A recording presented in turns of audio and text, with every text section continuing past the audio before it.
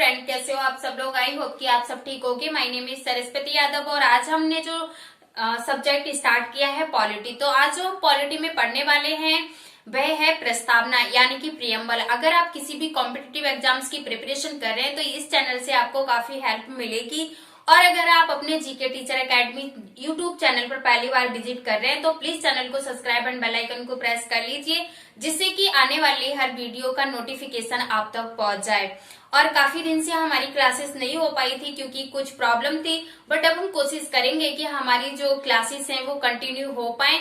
आज का जो हमारा टॉपिक है प्रस्तावना यानी कि प्रियम्बल। तो अब हम अपना टॉपिक स्टार्ट करते हैं कि जो हमारी प्रस्तावना है इसको संविधान में क्यों जोड़ा गया और इसका क्या उद्देश्य है। तो जो हमारी प्रस्तावना का उद्देश्य है वो दो उद्देश्य हैं। एक उद्देश्य है कि जो हमारे संविधान के मुख्य आदर्श हैं इनके बारे में चर्चा की गई है प्रस्तावना में। नेक्स्ट इसका उद्देश्य है कि जो संविधान की आकांक्षाएं हैं उनके बारे में वर्णन किया गया है प्रस्तावना में। कुछ विद्वान थे जिन्होंने हमारी प्रस्तावना को अलग अलग नाम दिए थे, जैसे कि के.एम. मुंशी ने कहा था कि जो हमारी प्रस्तावना है वह राजनीतिक जन्मदात्री है। तो इसी तरीके से कई विद्वानों ने अलग अलग नाम दिए थे, जिसमें से एक नाम है कि जो हमारी संविधान निर्माताओं को जानने की कुंजी है। जो हमारी प्रस्तावना है वह हमारे संविधान निर्माताओं को जानने की कुंजी है। अगर हम इसके नेक्स्ट पॉइंट की बात करें कि प्रस्तावना का विचार, तो जो हमारी प्रस्तावना का विचार है ये दो देशों से लिया गया है। इसकी जो विचार की अगर हम बात करें तो ये यूएसए से लिया गया है, लेकिन इसकी जो भाषा शैली के बारे में अगर हम बात करें तो इसकी जो भाषा शैली है वह ऑस्ट्रेलिया के संविधान से ली गई है। यहाँ से क्वेश्चन बनता है, कई बार पेपर में पूछा भी गया है कि जो हमारी प्रस्तावना की भाषा शैली है ये किस देश से ली गई है। तो जो हमारी प्रस्तावना की भाषा शैली है ये ऑस्ट्रेलिया के संविधान से ली गई है। अगर कभी पूछ लेता है कि हमारी जो प्रस्तावना की विचार है ये किस देश से लिए गए हैं, तो ये यूएसए यानी कि अमेरिका के संविधान से लिए गए हैं। नेक्स्ट पॉइंट है प्रस्ताव। जो हमारी प्रस्तावना का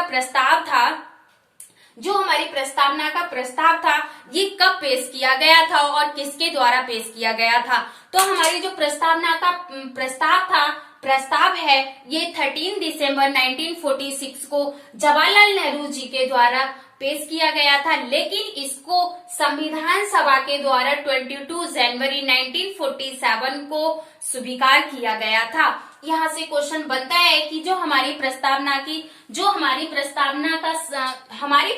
को संविधान सभा के द्वारा कब स्वीकार किया गया था। तो हमारी प्रस्तावना को संविधान सभा के द्वारा 22 जनवरी 1947 को संविधान सभा के द्वारा स्वीकार किया गया था, लेकिन हमारी जो प्रस्तावना है इसमें मात्र एक बार संशोधन हुआ है, जो कि 42वें संविधान संशोधन 1976 में इसमें संशोधन हुआ है। 1976 में संशोधन हुआ है जिसमें कि 3 शब्द जोड़े गए थे, समाजवादी, पंथ निरपेक्ष और अखंडता शब्द जोड़े गए थे। तो जो हमारे समाजवादी और जो पंथ निरपेक्ष शब्द हैं ये किस पैरा में जोड़े गए थे। तो ये दोनों जो शब्द हैं ये फर्स्ट पैरा में जोड़े गए थे, लेकिन जो हमारा अखंडता शब्द है ये 6 पैरा में जोड़ा गया है। नेक्स्ट हमारा जो पॉइंट है वह है न्याय। तो जो हमारी प्रस्तावना है इसमें कितने प्रकार की न्याय की बात कही गई है। तो जो हमारे प्रस्तावना में न्याय है, हमारी प्रस्तावना में न्याय 3 प्रकार के न्याय की बात कही गई है। सामाजिक, आर्थिक और राजनीतिक न्याय की बात कही गई है। नेक्स्ट है स्वतंत्रता। तो जो हमारी प्रस्तावना में स्वतंत्रता, कितने प्रकार की स्वतंत्रता की बात कही गई है। तो जो हमारी प्रस्तावना है इसमें 5 प्रकार की स्वतंत्रता की बात कही गई है। अभिव्यक्ति, विचार, विश्वास और धर्म की उपासना। नेक्स्ट पॉइंट है हमारा समानता। तो जो हमारी प्रस्तावना है इसमें कितने प्रकार की समानता की बात कही गई है। तो जो हमारी जो प्रस्तावना है इसमें मात्र 2 प्रकार की समानता की बात कही गई है, प्रतिष्ठा और अवसर की समानता। नेक्स्ट पॉइंट है हमारा बंधु तत्व। तो जो यहाँ से एक क्वेश्चन बन सकता है कि जो हमारी प्रस्तावना है इसमें हमारा बंधु तत्व शब्द को कितनी बार प्रयोग किया गया है। तो जो हमारी प्रस्तावना है इसमें बंधु शब्द ओनली एक बार प्रयोग किया गया है, जिसका अर्थ है भाईचारा। देन अगर आपको इसका स्क्रीनशॉट लेना है तो आप ले लीजिए। अब इससे रिलेटेड हम केसों के बारे में जानने की कोशिश करेंगे। तो हमारी प्रस्तावना में सबसे पहले जो केस आया था वह आया था बेरुवाड़ी केस। बेरुवाड़ी केस आया था 1960 में, जिसमें प्रमुख दो बातें कही गई थी कि जो हमारी प्रस्तावना है वह हमारे संविधान का अंग नहीं है। इसमें क्या किया गया था कि जो हमारी प्रस्तावना है इसके महत्व को तो संविधान में शामिल कर लिया था, लेकिन इसको अंग या भाग मानने से मना कर दिया था। देन नेक्स्ट बात इसमें कही गई थी कि जो हमारा संविधान है इसकी भाषा अस्पष्ट है, परंतु संविधान निर्माताओं की भावना को व्यक्त करने की कुंजी है। जो हमारी प्रस्तावना है यह संविधान निर्माताओं की भावना व्यक्त करने की कुंजी है। अब इसके बाद दूसरा जो केस आता है वह आता है केशवानंद भारती केस। केशवानंद भारती केस 1973 में आया। इसमें कहा गया था कि जो हमारी प्रस्तावना है वह हमारे संविधान का अंग है। तो यहाँ से क्वेश्चन बनता है कि किस केस में प्रस्तावना को भाग या अंग माना गया था।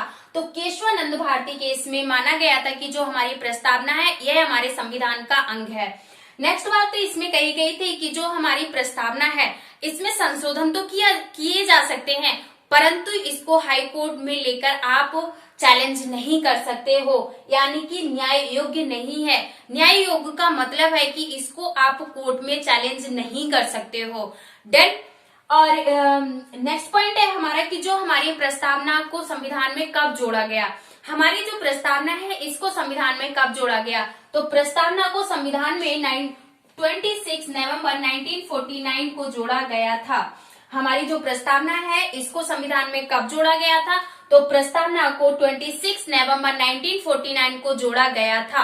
अगर यहाँ से क्वेश्चन बनता है, अगर प्रस्तावना से कभी क्वेश्चन बन सकता है कि जो हमारी प्रस्तावना है इसको संविधान सभा के द्वारा कब स्वीकार किया गया था। तो मैंने आपको बताया था कि जो 22 जनवरी 1947 को संविधान सभा के द्वारा स्वीकार किया गया था, और यहाँ पे 26 नवंबर 1949 को संविधान में हमारी प्रस्तावना को जोड़ा गया है। देन और अगर यहाँ से क्वेश्चन बनता है कि जो बेरुवाड़ी केस था ये कब आया। तो बेरुवाड़ी केस 1960 में आया, जिसमें प्रस्तावना के महत्व को तो शामिल कर लिया था, लेकिन प्रस्तावना को अंग मानने से मना कर दिया था। हमारा आज का जो टॉपिक है वो अब यही फिनिश होता है, और मिलते हैं अगले टॉपिक के साथ। तब तक के लिए अपना ख्याल रखना। Bye bye, take care, thank you so much.